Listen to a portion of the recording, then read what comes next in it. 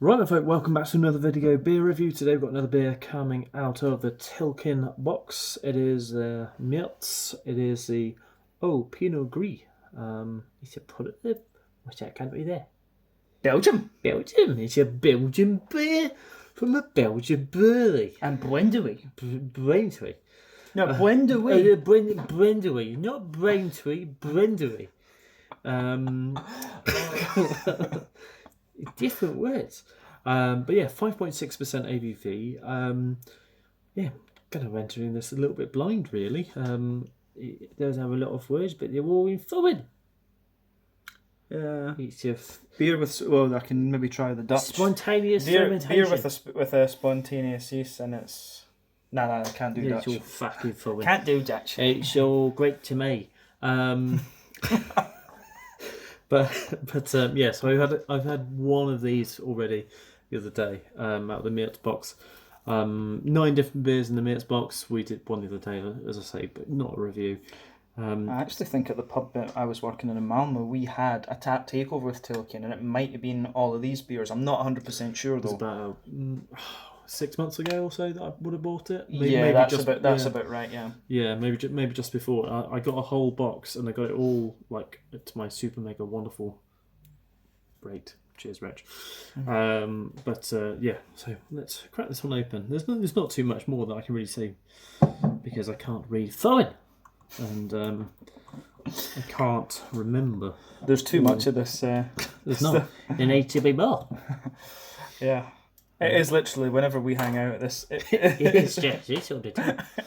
It is just a lot of speaking in tongues. Speaking like different language. Yeah. LANGWRJ. Language. I don't myself first. You need to get some yeasty enders in. Or you can have the fucking yeasty enders.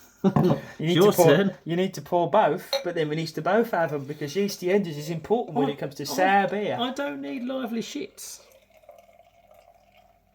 Ooh, I think you need a little bit.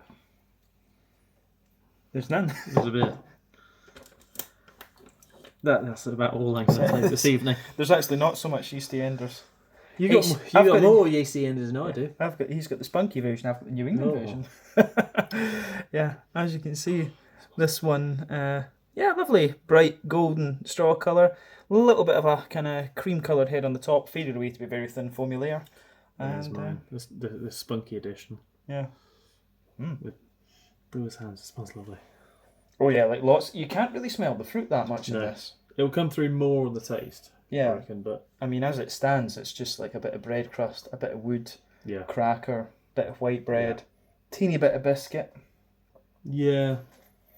Well, I tend to find wood like, was it grape saison? Tends to always be quite light. There is that like kind of faint touch of grapiness in it, but yeah. I mean, grape isn't the most pungent of fruits either, is it? That's the thing. It's like, I mean, if it's Pinot Gris, that's a white variety of grape, isn't it? But it's showing you purple on the showing you purple just to confuse you. Yeah.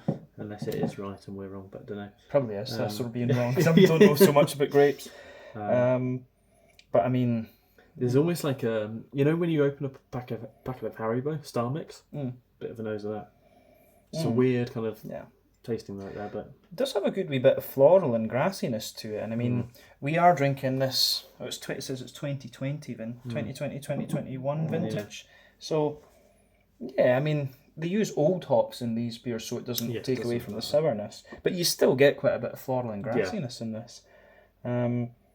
There's a wee bit of like a citricy note.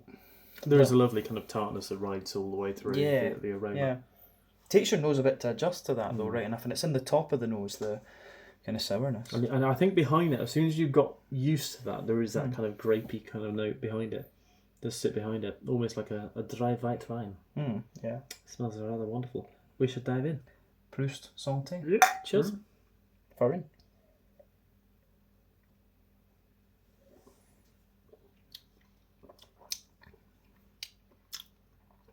Comes from that back end, doesn't it? That winey, lightly grapey note. It's very light, but it does come through on the back end. Yeah. It's quite a wet. I mean, it's quite a wet sour beer. This one, in honesty. There's a lovely kind of woodiness that sits halfway through. And then a woodiness that kind of develops into quite dry. Mm. Oh, that's lovely. I mean, it's like a woody base for me. Definitely European oak because it's a bit drier. Not quite as smooth as American oak, of course. Different species of tree. So yeah, that's one thing. But then there's a wee bit of cracker in there. There's a wee bit of bread crust, bit of white bread, tiny little bit of biscuit in the middle of the palate. It's not too malty at all, to be honest with you. And it's the woodiness that comes out into the aftertaste and the kind of funkiness within the wood. Hoppy side of it is, I mean, it's just, I think, floral.